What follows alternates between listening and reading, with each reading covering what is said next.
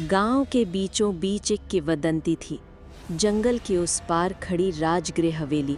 लोग कहते थे कि वहां से रात में अजीब आवाजें आती हैं, रोने चीखने की गूंज, और कोई भी अंदर से जिंदा लौटकर नहीं आया। रवि और उसके 3 दोस्त समीर, करण और दीपक हमेशा उस हवेली की बातें सुनकर रोमांचित हो जाते। एक दिन समीर ने कहा, सिर्फ बातें करने से क्या होगा, चलो अंदर जाकर सच देखते हैं। बाकी दोस्त हिचकिचाए, लेकिन रवि की आंखों में एक अजीब जिज्ञासा चमक रही थी। दोस्तों, मैं हर रोज एक नए वीडियो लेकर आते रहती हूँ, तो एक सब्सक्राइब तो जरूर कर सकते हो। चारों दोस्त डर से एक दूसरे से चिपक कर खड़े थे। टॉर्च की रोशनी कांप रही थी, जैसे वो भी डर गई हो। चंद्रिका धीरे धीरे उनकी तरफ बढ़ रही थी। समीर ने हिम्मत करके एक पत्थर उठाया और भूत पर फेंका। पत्थर उसके आर पार निकल गया और दीवार से टकराया।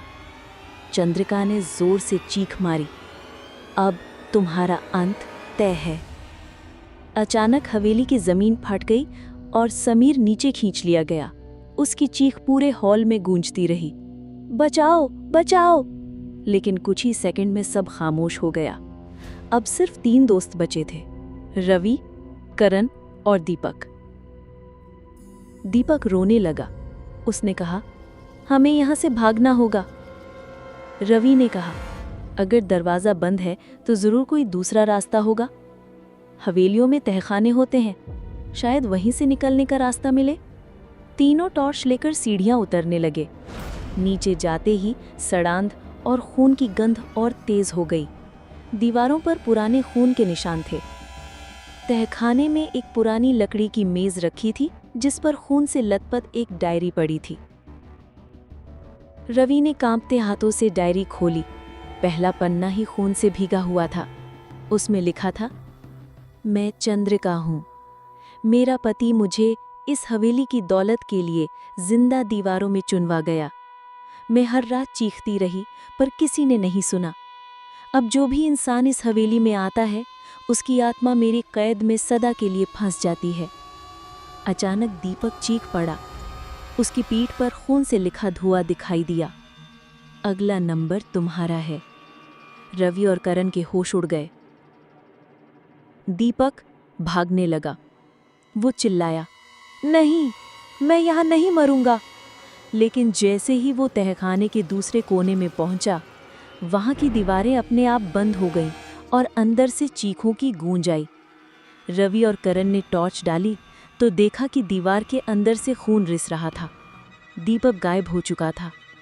अब सिर्फ 2 बचे थे, रवि और करण। चंद्रिका की आवाज गूंजी, तुम दोनों को जिंदा नहीं जाने दूंगी। एक को अपने पास रखूंगी और दूसरे की बलि दूंगी। हवेली की दीवारें हिलने लगी। तस्वीरों के चेहरों से खून बहने लगा। सारे झूमर अपने आप झूलने लगे। करण जर के मारे जमीन पर बैठ गया और बोला, रवि, हम बर्बाद हो गए। रवि ने उसकी बांह पकड़कर कहा, नहीं, जब तक मैं जिंदा हूं तुझे कुछ नहीं होगा। रवि ने चैन की सांस ली कि आखिरकार वो और करण जिंदा बाहर आ गए। लेकिन करण का चेहरा अजीब लग रहा था। उसकी आंखें हल्की लाल हो रही थीं और उसके होंठ फट चुके थे। रवि ने पूछा, करण, तू ठीक है ना? करण धीमी आवाज में बोला, हाँ, मैं बिल्कुल ठीक हूँ। लेकिन उसकी आवाज में कुछ ऐसा था जो रवि को डरा रहा था। गांव वाले दोनों को घर ले आए, लेकिन रात होते ही करण की हालत और बिगड़ने लगी। उसके कमरे से अजीब फुसफुसाहटें आने लगीं। रात के 3 बजे रवि करण के कमरे में गया। उसने देखा करण बिस्तर पर नहीं था। दीवार पर खून से लिखा हुआ था, मैं वापस आ गई हूँ। अचानक करण कमरे के कोने में खड़ा दिखाई दिया। उसकी आंखें पूरी तरह लाल हो चुकी थीं। वो एकदम ठंडी आवाज में बोला, रवि, तुझे लगा तूने मुझे हराया? नहीं, अब मैं इस शरीर में जिंदा रहूंगी और तू मेरी अगली बलि होगा। रवि ने चीखते हुए कहा, करण, तुझे होश में आना होगा। ये तू नहीं है, ये चंद्रिका है। करण की आवाज बदल गई, कभी उसकी अपनी, कभी चंद्रिका की। वो हंसते हंसते बोला, दोस्ती, असली दोस्ती तो अब होगी। मौत के बाद भी साथ। अचानक करण हवा में उठ गया और दीवार से टकराया। उसकी छाती पर जलते हुए अक्षर बन गए, श्राप अमर है। अब रवि समझ चुका था कि ये श्राप तोड़ने के लिए उसे किसी साधु या तांत्रिक की मदद चाहिए। वो गांव के किनारे रहने वाले एक बूढ़े तांत्रिक आचार्य हरिदास के पास गया। आचार्य ने सुना तो गंभीर होकर बोले, बेटा, तूने बहुत बड़ी गलती की है। हवेली का श्राप खत्म नहीं हुआ, बल्कि तूने उसे और मजबूत कर दिया है। अब चंद्रिका की आत्मा तेरे दोस्त के शरीर में कैद है। अगर समय रहते उसे मुक्त न किया गया तो वो हमेशा के लिए उसका शरीर खा जाएगी। रवि ने रोते हुए कहा, आचार्य, कोई उपाय बताइए। आचार्य ने आंखें बंद की और बोले, उपाय है पर बहुत खतरनाक। तुझे अपने दोस्त को लेकर दोबारा उसी हवेली में जाना होगा। वहां उसकी आत्मा को आग और मंत्र से मुक्त करना होगा। रवि के पास कोई और रास्ता नहीं था। उसने करण को रस्सियों से बांधा और तांत्रिक के साथ फिर से हवेली की ओर चला। जंगल की ओर जाते हुए करण बार बार हंस रहा था। कभी उसकी आवाज करण जैसी लगती, कभी चंद्रिका जैसी। वो बार बार कह रहा था, तू चाहे जितनी कोशिश कर ले रवि, यह हवेली अब मेरी है और तेरा दोस्त भी। हवेली का दरवाजा फिर से चर्र चर्र की आवाज के साथ खुला। इस बार अंदर पहले से भी ज्यादा अंधेरा था, जैसे हवेली खुद उन्हें निगलने के लिए तैयार हो। जैसे ही रवि और तांत्रिक हवेली में दाखिल हुए, अचानक दरवाजा अपने आप धड़ाम से बंद हो गया। चारों तरफ ठंडी हवा चलने लगी। दीवारों से फुसफुसाहट सुनाई देने लगी, वापस चले जाओ, वरना तुम्हारी आत्माएं भी यहीं कैद हो जाएंगी। तांत्रिक ने मंत्र जपना शुरू किया और अपने हाथ में मौजूद त्रिशूल जमीन पर गाड़ा। त्रिशूल से हल्की सी रोशनी फैली और हवेली का अंधेरा कुछ पल के लिए पीछे हट गया। करण, जो रस्सियों में बंधा हुआ था, अचानक जोर जोर से तड़पने लगा। उसकी आंखें लाल जल रही थीं और उसके मुंह से खून टपक रहा था। ताबीज से निकलती रोशनी करण के शरीर पर पड़ रही थी। उसकी आंखें उलट गईं और शरीर हवा में तैरने लगा। अचानक उसके भीतर से दो आवाजें गूंजने लगीं, एक करण की, एक चंद्रिका की। करण चीख रहा था, रवि, मुझे बचा ले, जबकि चंद्रिका हंसते हुए बोली, ये शरीर अब मेरा है, तू कुछ नहीं कर पाएगा।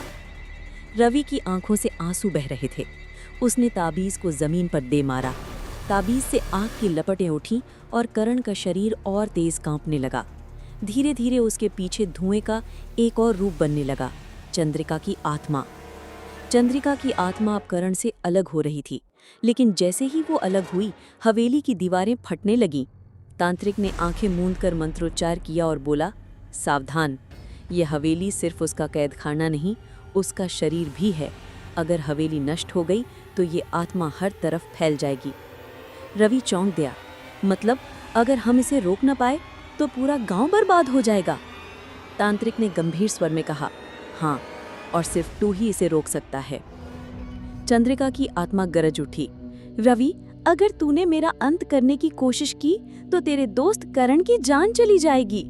करण ने रोते हुए कहा, रवि, अगर मुझे मरना पड़े तो कोई बात नहीं, लेकिन इस आत्मा को मत छोड़ना, वरना और लोग मरेंगे। रवि तड़प उठा। उसने चिल्लाकर कहा, नहीं करण, तू मेरे बिना नहीं जा सकता। लेकिन करण की आंखों में एक अजीब शांति थी। उसने धीरे से कहा, दोस्ती सिर्फ साथ जीने का नाम नहीं, जरूरत पड़े तो एक दूसरे के लिए मरने का नाम भी है। तांत्रिक ने त्रिशूल रवि को थमा दिया और बोला, इसे हवेली के दिल में गाड़ दे। रवि ने कांपते हाथों से त्रिशूल उठाया। हवेली के बीचों बीच जमीन पर एक बड़ा गोल निशान उभर आया। तांत्रिक ने कहा, यही हवेली का दिल है। रवि दौड़ा और पूरी ताकत से त्रिशूल उस निशान पर गाड़ दिया। जैसे ही त्रिशूल जमीन में धंसा, पूरी हवेली दहक उठी। चीखें, खून की नदियां, टूटी दीवारें और चंद्रिका दर्द से चिल्लाने लगी, नहीं, ये हवेली मेरी है, मेरी, मेरी। रवि उस जगह पर अकेला बैठा था जहां कभी हवेली खड़ी होती थी। अब वहां सिर्फ राख, टूटी ईंटें और जली हुई लकड़ियां पड़ी थीं। गांव वाले सोच रहे थे कि सब खत्म हो गया, लेकिन रवि का दिल कह रहा था, नहीं, कुछ तो बाकी है। अचानक राख के ढेर से एक जला हुआ ताबीज बाहर गिरा। रवि ने जैसे ही उसे उठाया, उसके कान में वही जानी पहचानी आवाज़ गूंजी, मैंने कहा था ना, मैं वापस आऊंगी। रवि का शरीर कांप उठा। उसने ताबीज़ दूर फेंक दिया, लेकिन ताबीज़ खुद ब खुद उसकी हथेली में वापस आ गया। अगली रात रवि अपने घर में था, लेकिन जैसे ही उसने बत्ती बुझाई, दीवार पर करण की परछाई नजर आई। रवि ने कांपते हुए कहा, करण, तू है? परछाई मुस्कुराई और बोली, मैं हूँ, लेकिन अब वैसा नहीं जैसा तू जानता था।